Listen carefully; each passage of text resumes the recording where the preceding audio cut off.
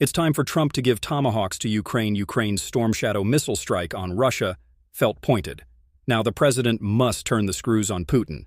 Follow this channel, EKO Channel TV, for more updates on international news. It could have been coincidence. But the fact that a British-made Storm Shadow missile smashed into a chemical plant in the Russian city of Bryansk on Tuesday night felt pointed. Donald Trump's change of heart on Ukraine's use of the missiles came after Russia's foreign minister, Sergei Lavrov, said that Russia's maximalist war goals remain unchanged: more territory, the overthrow of Volodymyr Zelensky, and a Ukrainian army cut off at the knees. Storm Shadow missiles rely on U.S. targeting data. In August, reports emerged that the Pentagon had blocked Ukraine from using the missiles to carry out strikes inside Russia, at a time when Mr. Trump was courting the Kremlin.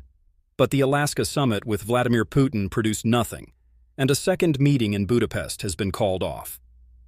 "I don't want to waste my time," Mr. Trump said on Tuesday night. Around the same time, Marco Rubio, Mr. Trump's Secretary of State, held a frustrating phone call with Lavrov.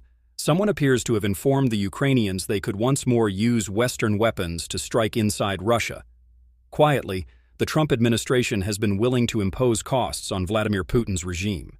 The green light for Storm Shadow strikes follows reports that Washington provided detailed intelligence to help Ukraine's deep strike campaign against Russian oil refineries. Actions like this shift the calculus inside the Kremlin.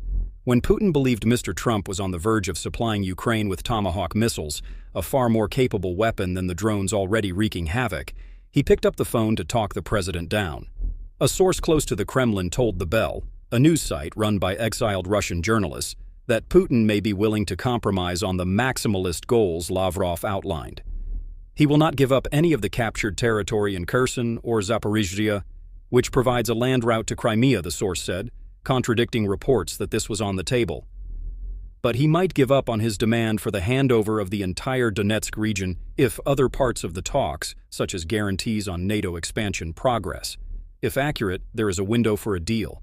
But to squeeze through it, Mr. Trump must learn from his fruitless time on the Moscow merry-go-round.